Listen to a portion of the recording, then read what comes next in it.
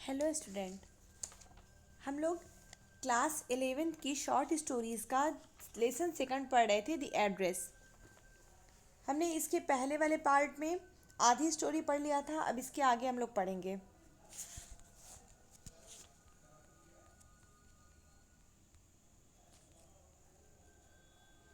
हम लोगों ने पढ़ा था कि जो ऑथर है, जो राइटर है, वो बता रही है किस तरह से वॉर के बाद जो उसके सामान थे सारे, वो कोई फीमेल थी, कोई वीमेन थी जो कि मार्कोनी स्ट्रीट में रहती थी, number 46।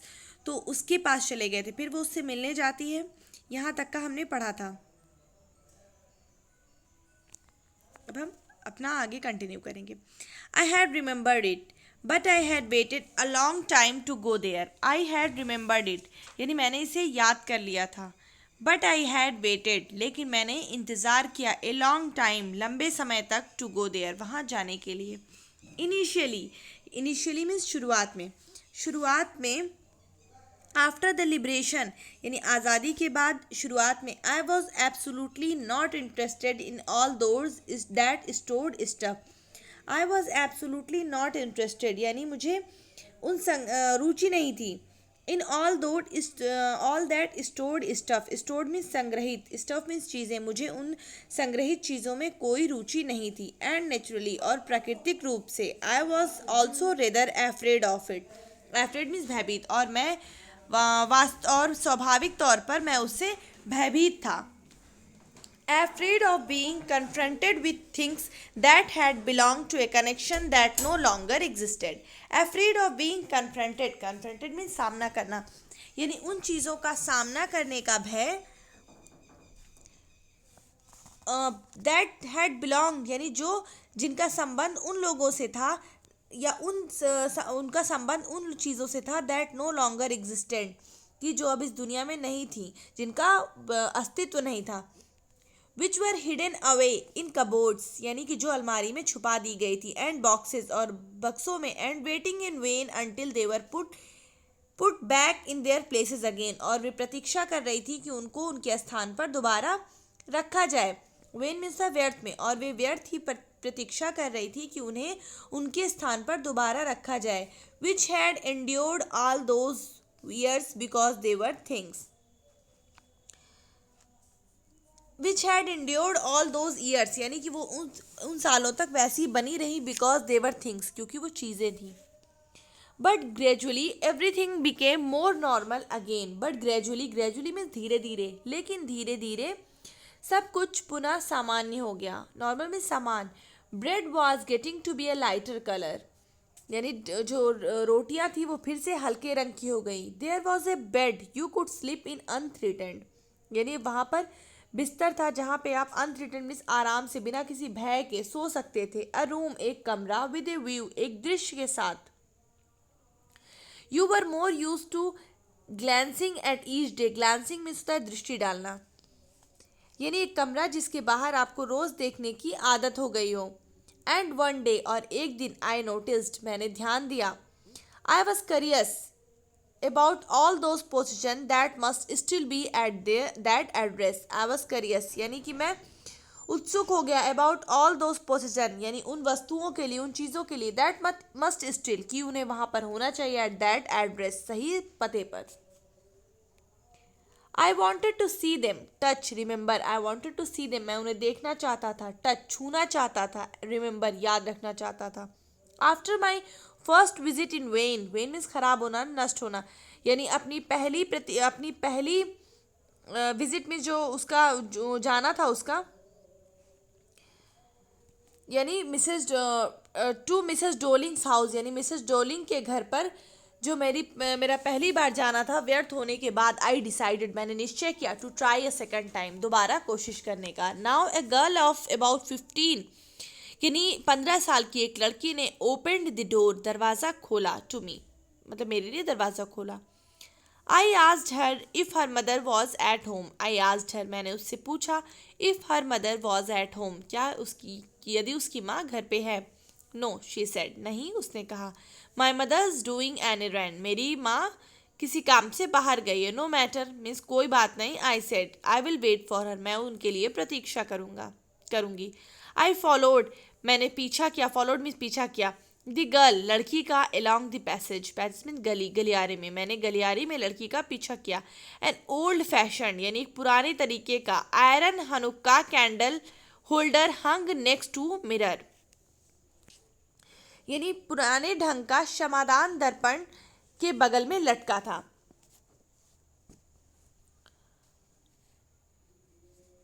We never used it, हमने कभी इसका इस्तेमाल नहीं किया। बिकॉज, क्योंकि it was much more cumbersome than a single candle stick, क्या कम्बरसम इस भारी भरकम था, भारी था, क्योंकि वो एकल क्षमादान से कहीं अधिक भारी भरकम था। वोंट यू सिट डाउन, क्या आप नहीं बैठेंगे, आज द गर्ल, लड़की ने पूछा। She held open the door of the living room, living room is बैठक, उसने बैठक का दरवाज़ा खोल दिया। And I went inside past her, और मैं उसके पीछे आगे अंदर गई। आई स्टॉप्ड, मैं रुक गई। हॉरिफाइड, हॉरिफाइड में बस भयभीत होकर। I was in a room I knew and did not know, I was in a room, मैं कमरे में थी, आई न्यू, मैं जानती थी, एंड डिड नॉट नो, और नहीं जानती थी। आई फाउंड माई सेल्फ, मैंने खुद को पाया। In midst of the things, उन चीज़ों के बीच में। I did want to see again, जिन्हें मैं दोबारा देखना चाहती थी, क्योंकि वो वही सारी चीज़ें थी जो उसके घर की थी, जो वो लेडी जो थी वो अपने साथ लेकर जाती थी, ये सारी वही चीज़ें थी जिसके बीच में वो अपने आप को पाती है। But which oppressed me in the strange atmosphere, लेकिन वो क्या था कि वो अलग से माहौल में थी वो चीज़ें, क्योंकि वो उसके घर की चीज़ें थी और अब विचित्र माहौल में थी, तो वो ऑप्रेस्ड हो गई, व्यथित हो गई वो, पर इस विचित्र माहौल में उन्हें देखकर मैं अव्यथित हो गई।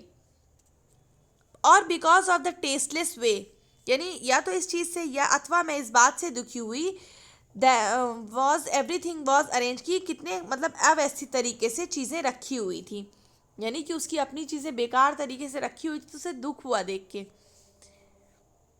Because of the ugly furniture, यानी या फिर भद्दे फर्नीचर की वजह से, और the muggy smell that hung there, या फिर वहाँ पर जो उमसदार गंध आ रही थी। आई डोंट नो, मैं नहीं जानती, but I scarcely dare to look around me, मैं ठीक से नहीं जानती पर मेरा साहस नहीं हो रहा था कि मैं कमरे के चारों ओर दृष्टि दौड़ाऊं। The girl moved a chair, लड़की ने एक कुर्सी हिलाई। आई सैट डाउन, मैं बैठ गई।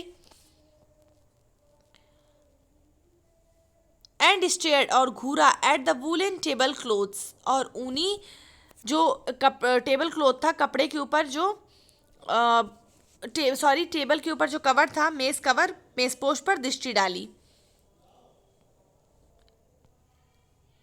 आई रब्ड इट, रब्ड मीन्स रगड़ा, मैंने इसे रगड़ा। My finger grew warm from rubbing, मेरी उंगलियां जो थी क्या हो गई, रगड़ने से गर्म हो गई। I followed the lines of the pattern, I followed यानी मैंने उन लकीरों का पीछा किया, यानी उसने जो ऐसे रगड़ा फिर उसके बाद उस लकीरों को ध्यान दे रहा था। मैंने उस लकीर की आकृति का पीछा किया। समवेयर यानी किसी जगह पर, ऑन द एज मीन्स किनारे पर, there should be a burn mark, एक जलने का निशान होना चाहिए, यानी वो मेज़पोश भी पहचान रहा है। That had never been repaired, जिसे कभी ठीक नहीं किया गया था। My mother will be back soon, मेरी माँ जल्दी ही वापस आएगी। सेड द गर्ल, लड़की ने कहा।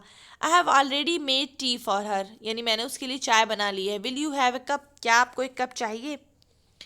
थैंक यू, धन्यवाद। आई लुकड अप मीन्स ऊपर देखा, मैंने ऊपर देखा। The girl put cups ready on the tea table, लड़की ने क्या किया, कप को टी टेबल पर, चाय की मेज़ पर तैयार रखा था। She had a broad back, broad means चौड़ी, मतलब उसकी पीठ चौड़ी थी। जस्ट लाइक हर मदर, उसकी माँ की तरह। She poured tea, poured means उंडेला, उसने चाय उंडेला। फ्रॉम ए वाइट पॉट, एक सफ़ेद केतली से। All it had was a gold border on the lid, यानी इसके जो लिड मीन्स ढक्कन, इसके ढक्कन पर सुनहरा किनारा था। आई रिमेंबर्ड, मुझे याद है, यानी कि वो भी उसका था। शी ओपनड अ बॉक्स, उसने एक बॉक्स खोला।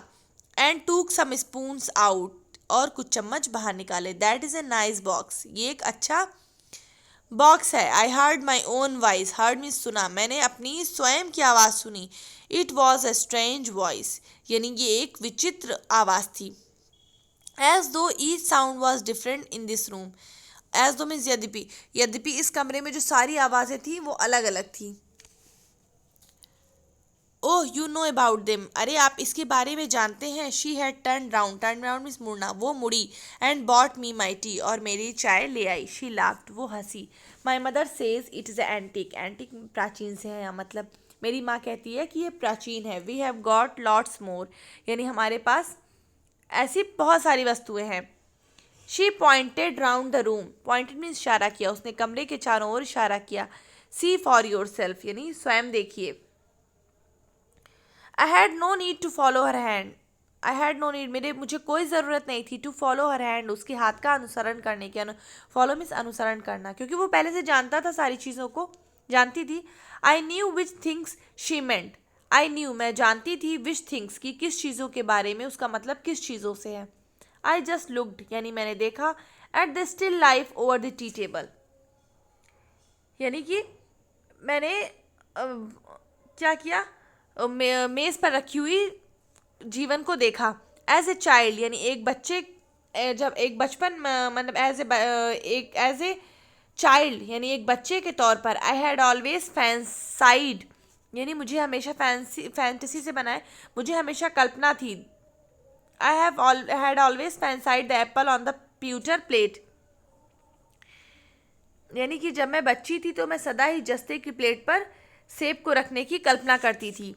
We used it for everything, अब वो लड़की बोल रही है, जो छोटी वाली लड़की बोल रही है, we use it for everything, यानी हम सभी चीज़ों के लिए इसका इस्तेमाल करते हैं। शी सेड, उसने कहा।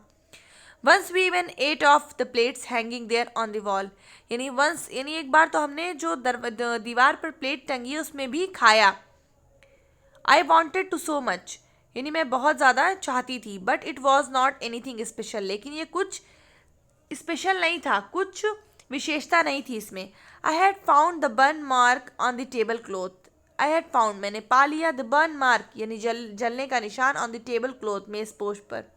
The girl looked questioningly at me, यानी लड़की ने प्रश्न पूर्वक मुझ पर देखा।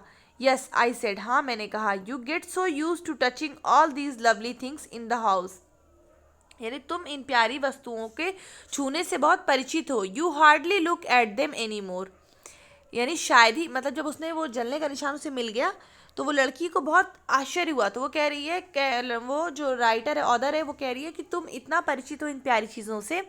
You hardly look at them any more, यानी कि तुम शायद ही इसे देखती हो।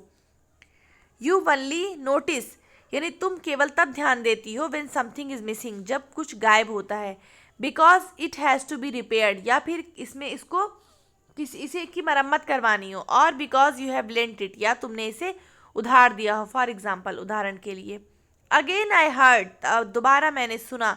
The unnatural sound of my voice, यानी मैंने अपनी आवाज़ का अस्वाभाविक स्वर सुनाई दिया। आई वेंट ऑन में जारी रखना, मैंने जारी रखा। आई रिमेंबर, मुझे याद है। My mother once asked me, मेरी माँ ने एक बार मुझसे पूछा था। If I would help her, क्या मैं उसकी मदद करूँगी। पॉलिश द सिल्वर, चांदी की को पॉलिश करवाने में। It was a very long time एगो, ये बहुत पूरा पहले की बात है। And I was probably board, और उस दिन शायद मैं घर पर बैठकर बोर हो रही थी।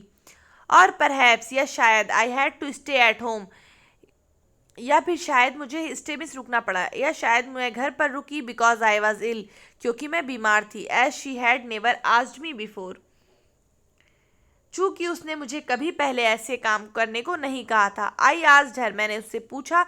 विच सिल्वर, कि कौन सी चांदी। शी मीन्ड, उसका मतलब किस चांदी से है। एंड शी रिप्लाइड, और उसने उत्तर दिया, सरप्राइज्ड, आश्चर्यचकित होकर, that it was the spoons, कि ये चम्मच हैं। फॉक्स एंड नाइफ्स, फॉर्क और चाकू, ऑफकोर्स, वास्तव में। And that was the strange thing, और ये एक विचित्र चीज़ थी। आई डिड नॉट नो, मैं नहीं जानती थी। The cutlery we ate off every day was silver, कि जिस बर्तन में हम भोजन करते हैं वे चांदी के थे। द गर्ल लाफ्ड अगेन, लड़की दोबारा हंस दी। आई बेट, मैं शर्त लगाती हूँ। You don't know it's either, कि तुम इसके बारे में भी नहीं जानते हो। I looked intently at her, I looked, मैंने देखा। इंटेंटली में गौर से, मैंने उसकी ओर गौर से देखा। वॉट वी ईट विद, कि हम किस में खाते हैं। शी आस्क्ड, उसने पूछा। वेल डू यू नो, अच्छा क्या तुम जानती हो। शी हेजिटेटेड, हेजिटेटेड में संकोच करना, वो उससे संकोच हुआ। She walk to the sideboard, she walk यानी वो गई बगल की अलमारी तक, and wanted to open a drawer, और एक दराज खोलने की कोशिश की। आई विल लुक, मैं देखूंगी, इट इज इन हियर, ये यहीं पर है। आई जम्प्ड अप यानी मैं उछल कर खड़ा हो गया। I was forgetting the time, मैं समय भूल रहा था। I must catch my train, मुझे अपनी ट्रेन पकड़नी है। She had her hand on the drawer, उसका हाथ जो था दराज पर था। Don't you want to wait for my mother, क्या तुम मेरी माँ के की प्रतीक्षा नहीं करना चाहती हो? नो आई मस्ट गो, नहीं मुझे जाना चाहिए। I walk to the door, मैं दरवाजे पर गई। The girl pulled the drawer open, pull means खींचा, लड़की ने दराज को खींच कर खोला। I can find my own way, यानी मैं खुद कर सकती हूँ या खुद अपना रास्ता देख सकती हूँ। As I walk down the passage, यानी जब मैं गलियारे से नीचे उतरी, I heard the jingling of spoons and forks, jingling means खनकदार आवाज़, मैंने चम्मच और फॉक की खनकदार आवाज़ सुनी। At the corner of the road, यानी रोड के किनारे। I looked up at the name plate, मैंने नाम पट्टिका की ओर देखा। Marconi street is it said, ये कह रही थी। I had been at number 46, मैं नंबर 46 पर थी। एड्रेस वाज करेक्ट, यानी पता सही था। But now I did not want to remember it any more, but now लेकिन अब, I did not want to remember, मैं याद नहीं रखना चाहती, इट एनी मोर, मैं इसे और अधिक याद नहीं रखना चाहती। I would not go back, मैं वापस नहीं जाऊंगी। बिकॉज द ऑब्जेक्ट्स, क्योंकि चीज़ें, that are linked in your memory, जो कि आपकी याददाश्त से जुड़ी हुई हैं, with the familiar life of former times.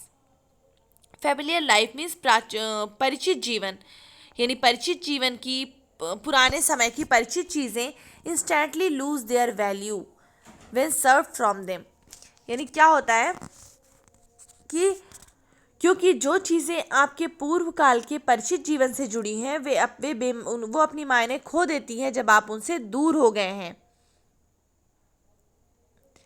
You see them again, तुम उन्हें जब आप उन्हें दोबारा देखते हैं, इन स्ट्रेंज सराउंडिंग, विचित्र माहौल में। And what should I have done with them, और मुझे उनके साथ क्या करना चाहिए। इन ए स्मॉल रेंटेड रूम, एक छोटे से किराए के कमरे में, यानी उसका जो कमरा है छोटा सा किराए का कमरा है। Where the shades of blackout paper still hung along the windows, जहाँ पे काले कलर के कागज़ के टुकड़े अभी भी खिड़कियों से लटके हुए हैं। And no more than a handful of cutlery fitted in the narrow table drawer, और मुट्ठी भर जो बर्तन हैं वो पतले से मेज की दराज में रखे हुए हैं। आई रिजॉल्व, मैंने रिजॉल्व मीन्स निश्चय किया। Resolve to forget the address, मैंने उस पते को भूल जाने का निश्चय किया। Of all the things I had to forget, यानी मुझे उन सभी चीज़ों को भूलना है। That would be the easiest, इनमें उस पते को भुला देना जो था सर्वाधिक आसान था। तो यानी कि राइटर जो है, ऑथर जो है, वो डिसाइड करती है कि वो इन सभी चीज़ों के बारे में भूल जाएगी, क्योंकि उसको लग रहा है कि जो उन सामान ने अपनी वैल्यू खो दी है, क्योंकि वो जो चीज़ें थी उसकी पुराने जीवन से जुड़ी हुई थी। तो आज का हमारा जो टॉपिक था, जो हमारा लेसन था, यहीं पे ख़त्म हुआ। मिलते हैं अपने नेक्स्ट चैप्टर के साथ।